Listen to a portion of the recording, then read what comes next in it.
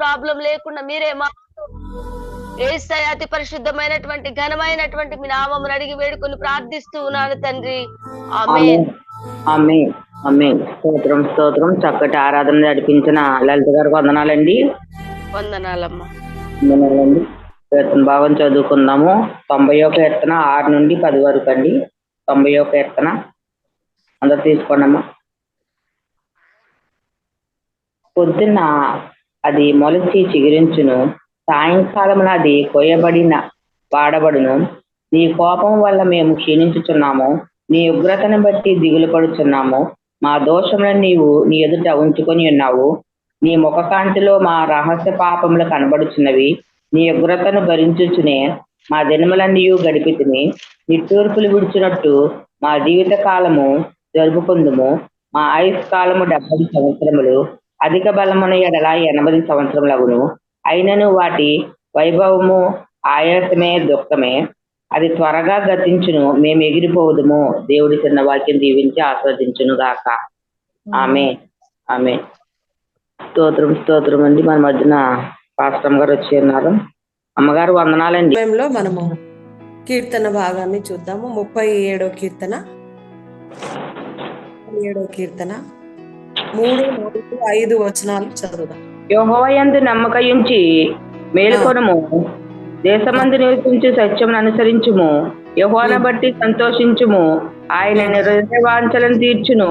నీ మార్గమును యెహోవాకు అప్పగించుము, నీవు ఆయనను నమ్ముకొనుము, ఆయన నీ కార్యము నెరవేర్చును. చాలు, ప్రార్థన చేసుకుందాం. స్తోత్రం తండ్రి, స్తోత్రం నాయన. పరిశుద్ధాత్ముడా, జీవాధిపతి, నీకే స్తుతి స్తుతి స్తుతి స్తోత్రములు రాజా. ఈ ఉదయకాల సమయంలో నాయన నీ వాక్యం ద్వారా మాతో ఏం మాట్లాడనే ఉన్నారు. సూటిగా తేటగా స్పష్టంగా మాట్లాడండి.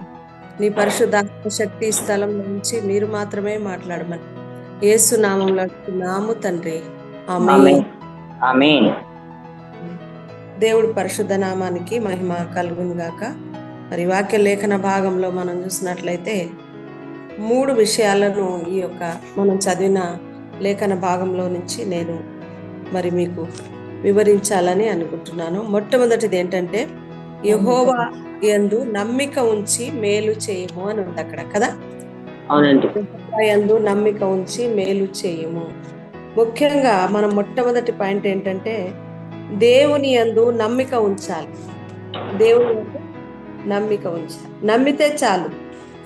అద్భుతాలు చేసే దేవుడు యేసుక్రీస్తు ప్రభువారు. ప్రియమైన దేవుని బిడ్డలారా, జ్ఞాపకం చేసుకోండి.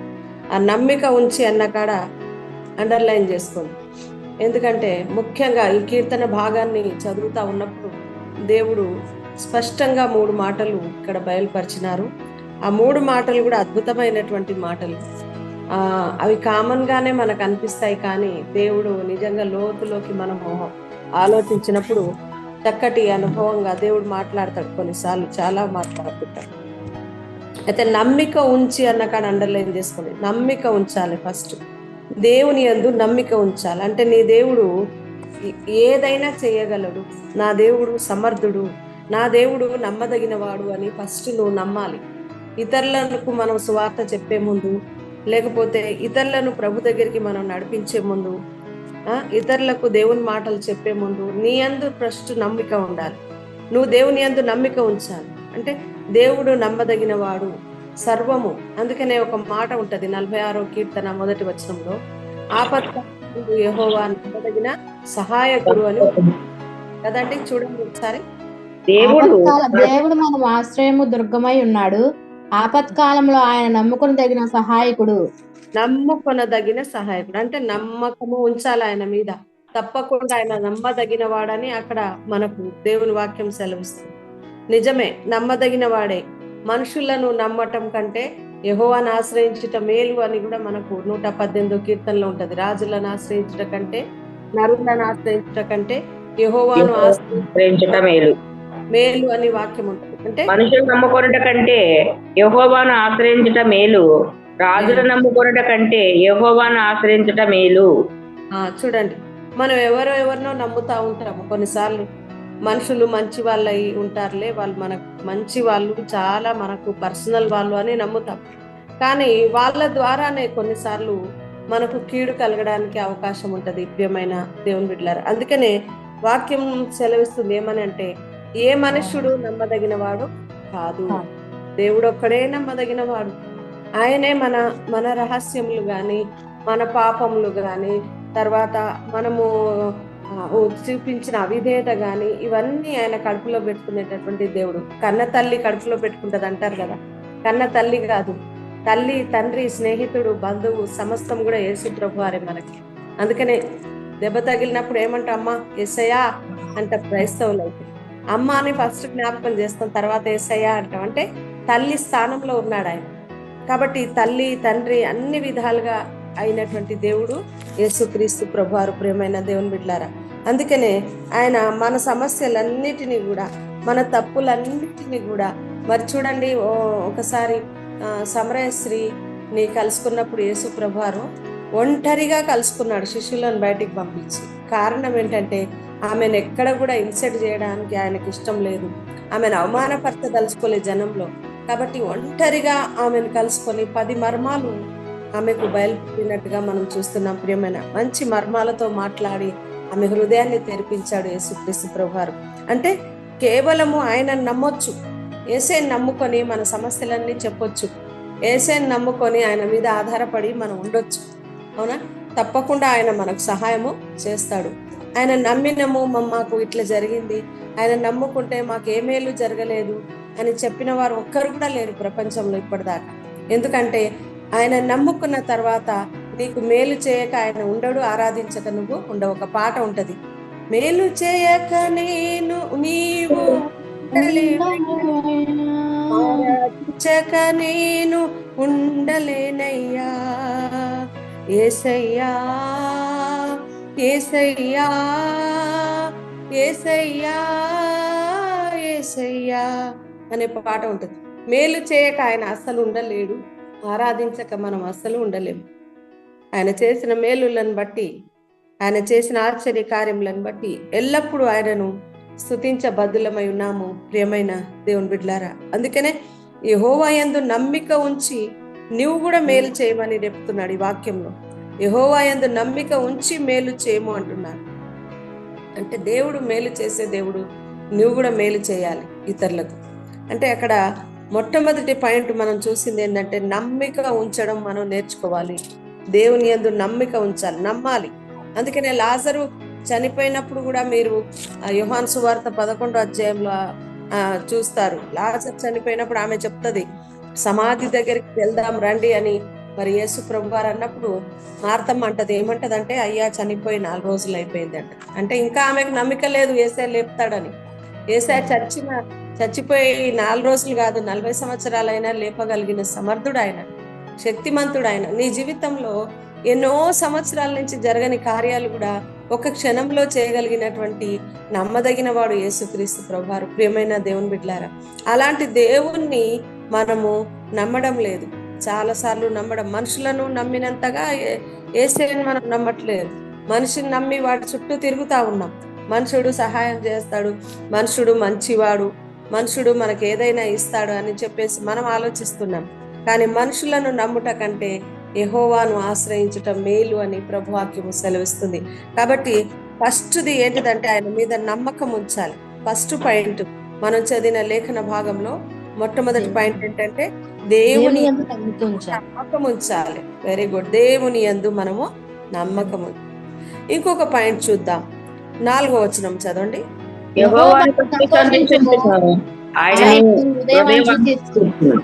చాలు. రెండోది ఏంటంటే అండర్లైన్ చేసుకోండి, సంతోషించుము.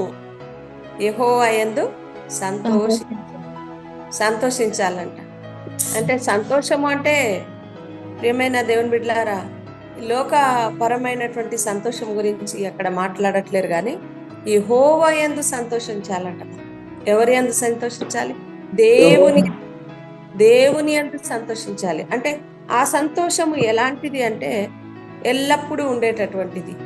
దేవుని యందు సంతోషం ఎలాంటిదంటే ఎల్లప్పుడూ మన జీవితం నుంచి ఎవరు కూడా దాన్ని వేరు చేయలేరు.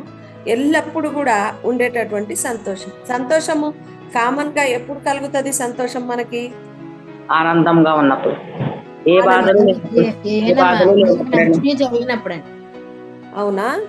ఆహా, అవును. మామూలుగా సంతోషం అయితే మనకు అన్నీ ఉన్నప్పుడు, లేకపోతే ఏదైనా మనకు మంచి కార్యాలు జరిగినప్పుడు కదా, మంచి కార్యాలు జరిగినప్పుడు, దేవుడు మీ జీవితంలో మేలులు చేసినప్పుడు, ఏదైనా వచ్చినప్పుడు, జాబ్ వచ్చినప్పుడు, ఎవరికైనా దాన్ని బట్టి చాలా వరకు సంతోషపడతా ఉంటారు. కానీ మరి ఈ సంతోషము అలాంటి సంతోషము కాదు ప్రియమైన దేవుని బిడ్డలారా. ఈ సంతోషము అలాంటి సంతోషము కాదు. మరి ఎలాంటి సంతోషం? యెహోవాను దేవుని బట్టి నువ్వు సంతోషించాలంటే ఎలాంటి సంతోషం నీకు ఉండాలో చూద్దాం ఒకసారి. హబక్కూకు రాసిన గ్రంథము 3వ అధ్యాయము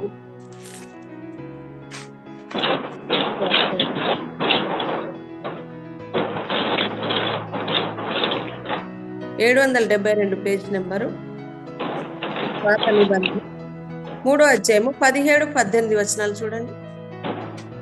అంజూరపు చెట్లు పూయకుండినను, ద్రాక్ష చెట్లు ఫలింపకపోయినను, ఒలీవ చెట్లు కాపులేకయుండినను, చేనిలోని పైరు పంటకు రాకపోయినను, గొర్రెలు దొడ్డిలో లేకపోయినను, సాలలో పశువులు లేకపోయినను, నేను యెహోవా యందు ఆనందించెదను, నా రక్షణకర్త అయిన నా దేవుని యందు నేను సంతోషించెదను. చాలు, దేవునికి స్తోత్రం కలుగునుగా. హబక్కూకు గారు ఈ మాటలు పలుకుతూ ఉన్నారు. ప్రియమైన దేవుని బిడ్డలారా, ఇలాంటి సంతోషం ఎలాంటి సంతోషం అంటే, అంజూరపు చెట్లు పూయకుండినను. చూడండి, ఒకవేళ నువ్వు పంట వేస్తే ఆ పంట నాశనమైపోయినా సరే, అది చేతికి రాకపోయినా సరే, ఒలివ చెట్లు ద్రాక్ష చెట్లు ఫలించకపోయినను, ఇక్కడ తోటలు పంటలు పండ్ల గురించి చెప్తున్నాడు. ఒకవేళ ఇక్కడ గొర్రెలు దొడ్డిలో లేకపోయినను అంటే, నువ్వు ఒక పశువులను పెంచే వ్యక్తివైతే పశువులన్నీ చనిపోయినా కూడా, ఒకవేళ తర్వాత అన్ని లేకపోయినా, శాలలో పశువులు లేకపోయినా, దొడ్డిలో గొర్రెలు లేకపోయినా, ఏమి లేకపోయినా, దీనికి ఒక అర్థం ఏంటంటే, నీ జీవితంలో అన్ని కోల్పోయి శూన్యం అయిపోయినావా? ఈరోజు ఏమీ లేదు చెప్పుకోవడానికి, ఏమీ లేదు చూపించుకోవడానికి, ఏ నిరీక్షణ లేకుండా ఉంటున్నావా ఈరోజు? ఇలాంటి సందర్భంలో నీ రక్షణకర్త యందు నువ్వు ఆనందించాలి ప్రియమైన దేవుని బిడ్డలారా. ఎందుకంటే దేనిని బట్టి నువ్వు ఈరోజు అతిశయిస్తున్నావని ఎవరైనా అడిగితే, ఏమి లేదు కదా మీకు, దేన్ని బట్టి మీకు ఇంత అతిశయము, దేనిని బట్టి మీకు ఇంత ఆనందము, దేన్ని బట్టి మీరు ఆనందిస్తున్నారు? ఎవరైనా అన్యులు కానీ ఎవరైనా మీకు ప్రశ్నించినప్పుడు మీరు ఒకటే చెప్పండి, నా రక్షణకర్త అయిన నా దేవుణ్ణి బట్టి నేను ఆనందిస్తున్నాను ఈరోజు అని చెప్పండి. ఎందుకంటే మన ఆశ, మన అతిశయము అన్నీ దేవుడే ప్రియమైన దేవుని బిడ్డలారా. నా దేవుని యందు నేను అతిశయిస్తున్నాను అంటాడు భక్తుడు. నిజంగా అతిశయించడం అంటే గర్వించడం. ఎందుకంటే ఏమీ లేకుండా శూన్యములో సృష్టిని చేసిన దేవుడు నా దేవుడు. శూన్యములో సృష్టిని చేసిన దేవుడు అంటే ఏమీ లేదు, అంత శూన్యంగా చీకటిగా ఉన్నప్పుడు భూమి కలుగును గాక అంటే కలిగింది, ఆకాశం కలుగును గాక అంటే కలిగింది, చెట్లు పుట్టలు కలుగును గాక అంటే కలిగింది. ఆయన నోటి మాట సెలవిస్తే అద్భుతంగా సృష్టి కలిగింది ప్రియమైన దేవుని బిడ్డలారా. అలాంటి దేవుడు మనకున్నాడు ఈరోజు. నీకు కూడా జీవితంలో ఏమీ లేదా? అన్ని కోల్పోయినటువంటి స్థితిలో నువ్వు మాత్రమే మిగిలి ఉన్నావా ఈరోజు? యోబు గారు తను మాత్రమే మిగిలి ఉన్నాడు. ఏమన్నా ఉందా అమ్మా? ఏమైనా ఏమీ లేదు, ఏమీ లేదు. తన భార్య కూడా, ఉన్న భార్య కూడా వెళ్ళిపోయింది, దేవుని దూషించి బయటకు వెళ్ళిపోయింది. చూడండి, తను మాత్రమే మిగిలి ఉన్నటువంటి సమయంలో దేవుడు అద్భుత కార్యం చేసిండు. ప్రియమైన దేవుని బిడ్డలారా, ఈరోజు నీవు ఉన్నావు కదా చాలు దేవుని స్తుతించడానికి. నీ కుటుంబము నువ్వు కలిసి ఉన్నారు కదా చాలు. యోబును జ్ఞాపకం చేసుకోండి.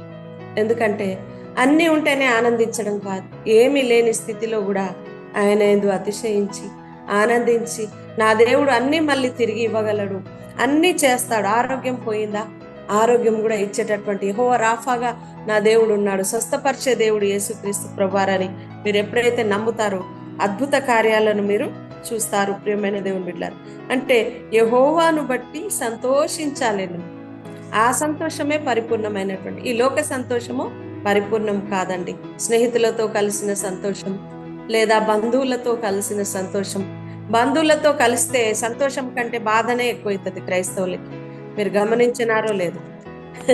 బంధువులను ఎప్పుడు కలుసుకున్నా కూడా రాబంధుల్లాగా తయారైతున్నారు బంధువులు. ఎప్పుడైనా సంతోషం కంటే వాళ్ళని కలుసుకున్నప్పుడు దుఃఖమే మనకు ఎక్కువగా అవుతుంటది కొన్ని సందర్భాలు. వారికంటే కొంచెము ఆత్మీయుల్ని కలుసుకున్నప్పుడు, ప్రభు బిడ్డల్ని కలుసుకున్నప్పుడు ఎంతో సంతోషం. మరియమ్మ ఎలిజబెత్ కలుసుకున్నప్పుడు కడుపులో ఉన్నటువంటి బాబు ఎగిరినాడంటండి, ప్రైజ్ లార్డ్ చెప్పినప్పుడు, వందనాలు చెప్పినప్పుడు. అంటే అలాంటి సంతోషము కలిగింది, కడుపులో ఉన్న బాబు కూడా సంతోషపడ్డాడంటే చూడండి. అంటే ఆత్మీయుల్ని కలుసుకున్నప్పుడు వీళ్ళు నా వాళ్ళు అన్నటువంటి భావన మన జీవితంలో వచ్చినప్పుడు చాలా హ్యాపీగా ఫీల్ అవుతాం మనం. సొంత బంధువులు వచ్చినా అంత హ్యాపీగా ఫీల్ గా. ఎందుకంటే దేవునికి ఉన్న స్పెషాలిటీ అది. దేవుడు గొప్పవాడు. దేవుణ్ణి బట్టి మనం ఆనందించాలి. ఈరోజు ఎవరిని బట్టి ఆనందించకూడదు. నీ బిడ్డల్ని బట్టి ఆనందిస్తున్నావా, లేదా నీ భర్తను బట్టి ఈరోజు ఆనందిస్తున్నావా, నా నా కుటుంబాన్ని, అందాన్ని, లేకపోతే ఆస్తుల్ని, దేన్ని బట్టి కూడా నువ్వు అతిశయించకూడదు. ఒకవేళ ఉన్నవారికి చెప్తున్నాను, లేని వారికి దేవుడు మాట్లాడుతున్నాడు ఈరోజు. ఒకవేళ అన్నీ ఉన్నా, ఒకవేళ ఏమీ లేకపోయినా మనము దేవుని యందు సంతోషించడము నేర్చుకోవాలి. ప్రియమైన దేవుని బిడ్డ, ఉన్నా లేకున్నా, స్థితిగతులు మారినా, అవునా, స్థితిగతులు మారినా, ఉన్నా లేకున్నా ఆయననే స్తుతించాలి, ఆయన యందు మనము ఆనందించాలి. ప్రియమైన దేవుని బిడ్డలారా, అందుకనే ఆయనను బట్టి మనము సంతోషించాలి. రెండోది ఏంటిది? యెహోవాను దేవుని బట్టి, సంతోషించాలి. దేవుడు అని పెట్టాలి అక్కడ. దేవుణ్ణి బట్టి మనము సంతోషించాలట. దేవుణ్ణి బట్టి సంతోషించాలి. 5వ వచనం, నీ మార్గమును యెహోవాకు అప్పగించుము, నీవు ఆయన నమ్ముకొనుము, ఆయన నీ కార్యము నెరవేర్చును. 3వది ఏంటంటే అప్పగించుము అన్న కాడ అండర్లైన్ చేసుకోండి. 3వది అప్పగించుము. అప్పగించేసేయాలి ఆయనకు నీ సమస్యను. పిల్లార జ్ఞాపకం చేసుకో, నీ యొక్క బాధ, నీ యొక్క వ్యాధి, తర్వాత వేదన, నీ జీవితంలో ఏ కష్టం వచ్చినా కూడా, లేదా నీ బిజినెస్, నీ జాబ్, తర్వాత నీ కుటుంబాన్ని నువ్వు నడపలేకపోతున్నప్పుడు, నడపగలిగినా నడపలేకపోయినా, నీకు అన్ని అధికారాలు ఉన్నా, అంత నీకు తెలివి జ్ఞానం ఉన్నా కూడా నీ తెలివి, నీ జ్ఞానం ఏమాత్రం సరిపోదు. కాబట్టి నువ్వు యెహోవాకు అప్పగించాలి, దేవునికి అప్పగించాలి. నీ పనులన్నీ కూడా, నీ సమస్యలన్నీ కూడా దేవునికి అప్పగించడము నేర్చుకోవాలి. అప్పగించడమే కావాలి ఆయనకి. అప్పగించడము ఆయనకు చాలా సంతోషం. అప్పగించి చూడు అంటాడు ఆయన. అంటే నీ మీద ఎందుకు భారం మోసుకొని నువ్వు ఆలోచన చేస్తున్నావు? నువ్వేమీ చేయలేవు. మీరు ఆలోచించడం ద్వారా 3 ఎక్కువ కాలేరు, 3 తక్కువ, మీ హైట్ను పెంచుకోలేరు అంటాడు మత్తయి సువార్తలు. ఒక వెంట్రుక కూడా నల్లగా చేయలేరు, తెల్లగా చేయలేరు. అది వాస్తవమే కదా. మనిషికి ఏది సాధ్యం కాదు కదా, మనిషి వల్ల ఏది ఏమీ లేదు కదా. కాబట్టి మరి దేవునికి సమస్తము సాధ్యం. దేవునికి సమస్తము సాధ్యం. ఏంటంటే అసాధ్యమైనది కూడా ఆయన సుసాధ్యం చేస్తాడు. మనకు అసాధ్యమైనది, మనకు చేయలేనటువంటిది కూడా ఆయన చేయగలిగినటువంటి సమర్థుడు ఆయన. కాబట్టి మన మార్గము దేవునికి అప్పగించాలి. నీ మార్గము, అవునా, చాలా మంది దేవునికి అప్పగించారు. నా ఇష్టం ఉంటారు, నా ఇష్టం వచ్చినట్టుగా బతుకుతాను, నా ఇష్టం వచ్చినట్టుగా మాట్లాడతాను. పిల్లలు ఇప్పుడు అట్లే తయారవుతున్నారు. నా ఇష్టం వచ్చినట్టుగా మాట్లాడతాను, నా ఇష్టం వచ్చినట్టుగా తయారవుతాను, నా ఇష్టం అని మాట్లాడుతున్నాడు. ఒక క్రైస్తవుని యొక్క జీవితంలో సొంత ఇష్టము, తన సొంత ఆలోచన అనేది ఏమాత్రం పనికిరాదు. ప్రియమైన దేవుని బిడ్డలారా, మన యజమానుడు మనకు పైయాధికారిగా ఉన్నాడు. ఎప్పుడైతే మనం బాప్టిజం పొందుకున్నామో, ఎప్పుడైతే ప్రభువు యొక్క మరి సన్నిధిలోకి వచ్చామో, ఎప్పుడైతే యేసుక్రీస్తు నిజదేవుడని నీవు నేను నమ్మినామో, ఆ రోజు నుంచి కూడా ప్రభువుకు మన జీవితాన్ని అప్పగించడం నేర్చుకోవాలి. మన తలాంతులు, మన ఆలోచనలు సమస్తమును ఆయనకు అప్పగిస్తే అద్భుత కార్యాలు ఆయన చేస్తాడు. ప్రియమైన దేవుని బిడ్డలారా, నువ్వు అప్పగించకుండా నీ దగ్గరనే నీ ఆలోచన పెట్టుకొని, లేకపోతే నీ భారమంతా నీ దగ్గరనే పెట్టుకొని, నీ ప్రయాసంతా నువ్వే పడుతూ ఉండి దేవుని మీద నమ్మకం లేకుండా నువ్వు ఉంటే మరి ఆయన ఎలా కార్యం చేస్తాడు? కాబట్టి ఆయనకు అప్పగించడమే కావాలి, ఆయనకు అప్పగించడమే కావాలి. కాబట్టి దేవుడికి అన్ని సమస్తము సాధ్యమని నమ్మి నీ మార్గమును ఆయనకు అప్పగించాలని ప్రభు ఆశపడుతున్నాడు. ప్రియమైన దేవుని బిడ్డలారా, నీ బిడ్డల వివాహాల విషయంలో ఒకవేళ బాధపడతా ఉన్నావా, అది నా తండ్రికి అప్పగిస్తున్నాను, ఆయనే చూసుకుంటాడని ప్రార్థన చేయండి. మనకున్న ఆర్థిక సమస్యల్లో కొట్టుమిట్టాడుతూ ఉన్నటువంటి పరిస్థితులు కూడా ఆయనకే అప్పగిస్తున్నాం, ఆయనే సహాయం చేస్తాడని నమ్మండి. మైక్ ఆపలో పడిపోయిందండి. ఆయన తప్పకుండా సహాయం చేసే దేవుడు. ప్రియమైన దేవుని బిడ్డలారా, కాబట్టి యేసుక్రీస్తు ప్రభువారు నమ్మదగిన దేవుడు. ఆయన మీద నమ్మకం ఉంచితే ఫస్ట్ ఏంటిది? నమ్మకం ఉంచాలి. రెండోది ఏంటిదంటే చెప్పండి, రెండోది సంతోషించాలి. దేవుడితో సంతోషించాలండి. దేవుని యందు సంతోషించాలి. అంటే ఏమున్నా లేకున్నా, మళ్ళీ వన్ కండిషన్, ఏమున్నా లేకున్నా సంతోషించాలి. హబక్కుకు చెప్పినట్టుగా ఫిలిప్పి 4:4లో కూడా ఉంటది, మరలా మరలా చెప్పుదును ప్రభునందు ఎల్లప్పుడూ ఎల్లప్పుడూ ఆనందించాలి. మంచిగా ఉన్నప్పుడు కాదు, ఎప్పుడు కూడా ఆనందంతో ఉండాలి. మూడోది ఏంటిది? దేవుని ప్రతి మార్గం ప్రతి పనిని అప్పగించాలండి. నీ యొక్క ప్రతి సమస్య ఏదైనా ఉంటే, నీ తలకు మించినా సరే, లేకపోతే నీ జీవితంలో ఉన్న మార్గం, నువ్వు ఏ మార్గం గుండా పోతున్నావో, ఏ బిజినెస్ చేస్తున్నావో, ఏ జాబ్ చేస్తున్నావో, మరి ఏది ఉన్నావో సరే, ఒక ఓన్లీ హౌస్ వైఫ్ గా ఉన్నా కూడా, తర్వాత పాస్టర్స్ ఉన్నా కూడా, ఎవరమైనా మనమందరం కూడా మన మార్గాలని ఎవరికి అప్పగించాలంటే దేవునికి. మన చేతుల్లో పెట్టుకొని మన ఇష్టం వచ్చినట్టు నడిస్తే మనకు విజయం రాదు, కానీ ఆయన చేతుల్లో పెట్టినప్పుడు మనల్ని విజయ పతాకంలో నడిపిస్తాడు దేవుడు. ఎందుకంటే చాలా అద్భుతమైన దేవుడు అండి కదా. పడిపోయిందండి రొట్టెలు అవుతాయి అని చెప్పింది కదా, 2 రొట్టెలు అవుతాయి, ఏమీ లేదు మా ఇంట్లో అని చెప్పింది. కానీ దేవుడు మరి దైవ సేవకుడు దాన్ని ఆశీర్వదించి మరి తర్వాత ఏం జరిగిందంటే 3.5 సంవత్సరాల కరువులో కూడా ఆమె పోషింపబడింది. ప్రియమైన దేవుని బిడ్డలారా, కాబట్టి దేవుడు అద్భుతమైనటువంటి కార్యాలు చేసేటటువంటి నమ్మదగిన దేవుడు. కాబట్టి ఈ 3 విషయాలు మనం జ్ఞాపకం చేసుకొని మరి మన జీవితంలో అనువదించుకుందాము. దీని ప్రకారము మనం జీవించడానికి దేవుడు కృప చూపాలని ప్రార్థన చేద్దాం. ఈ కొద్ది మాటలు దేవుడు తన వినికిడిలో దీవించి ఆశీర్వదించును గాక. ఆమేన్. చక్కటి వాక్యం చెప్పిన అమ్మగారికి వందనాలండి. ఈ ఉదయకాల సమయంలో చక్కటి వాక్యం చెప్పారు అమ్మగారు. మరి దేవుని యందు నమ్మిక ఉంచాలని, అలాగే మరి దేవుని యందు సంతోషించాలని, దేవునికి మన సమస్యలన్నీ అప్పగించుకోవాలని చక్కటి వాక్యం చెప్పిన అమ్మగారికి వందనాలండి. వాక్య నిమిత్తం ప్రార్థన చేసుకుందాం. మన మధ్యన పద్మజ గారు వాక్య నిమిత్తం ప్రార్థన చేయండి. అప్పుడు అమ్మగారు ముగింపు ప్రార్థన చేసి ఆశీర్వాదిస్తారు. కృపా కనికరం కలిగిన యేసయ్యా, నీకు వందనాలు తండ్రి. ఈ ఉదయకాల సమయంలో మేమంతా ఇలా కూర్చొని ఎక్కడెక్కడో ఉన్నప్పటికీ ప్రభా నీ పాదాల చెంత ఒకటిగా ఏక మనసుతో నీ యొక్క సన్నిధిలో ఉండి ప్రభా నీ ప్రత్యేకమైన మాటలు వినుటకు నీవు మాకు ఇచ్చిన ఈ గొప్ప అవకాశాన్ని బట్టి వందనాలయ్యా. అయ్యా నీకు స్తోత్రాలు ప్రభా. చౌకరాలను నిలవబెట్టుకుని అద్భుతమైన మాటలను ప్రభా ఈ ఉదయకాల సమయంలో మీరు వినిపించినందుకు వందనాలయ్యా. అయ్యా ఎదుగో తండ్రి, చౌకరాలను మీరు ఇంకనూ నాయన ఆశీర్వదించండి, అభిషేకించండి. నీ మాటలతో ప్రభా ఆయా ప్రదేశాలు విదేశాలు వెళ్ళి ప్రభా నీ సువార్తను ప్రకటించుటకు ప్రభా అనేక దేశాలలో ప్రభా నీ మాటలు నాయన వినిపించుటకు నాయన సేవకురాలకు ప్రభా ఆరోగ్యమును బలమును శక్తినిచ్చి మీరు వాడుకోమని ప్రార్థిస్తున్నాం ప్రభా. మరి సంఘములో తండ్రి నాయన మీరెంతో ఉన్నతముగా వాడుకుంటున్న విధానాన్ని బట్టి వందనాలు. ఈ ఉదయకాల సమయంలో ప్రభా మాకు ఏమున్నా లేకపోయినా తండ్రి, మేము కలిగి ఉన్నా నాయన లేమిలో ఉన్నా తండ్రి, నిన్ను విడవక నీ యందు సంతోషిస్తూ ఆనందిస్తూ ప్రభా నైనా నీకే మా ప్రతి అవసరతను ప్రభా నైనా ఏదైనా ప్రభా నైనా నీ యందు మేము నమ్మకం ఉంచి ప్రభా నీకు అప్పగించుకొని ప్రభా నీలో జీవించుటకు మేమంతా ప్రభా నైనా ఈ గ్రూప్ లో వింటున్న వారికి ప్రభా అలాగే ఎంతో మంది ప్రభా మరి మాటలు బయట వారు ప్రభా ఆయా దేశాలలో వింటూ ఉండగా వారందరూ ప్రభా అట్టి భాగ్యము కలిగి జీవించుటకు సహాయం చేయండి యేసయ్యా. మేము విడవక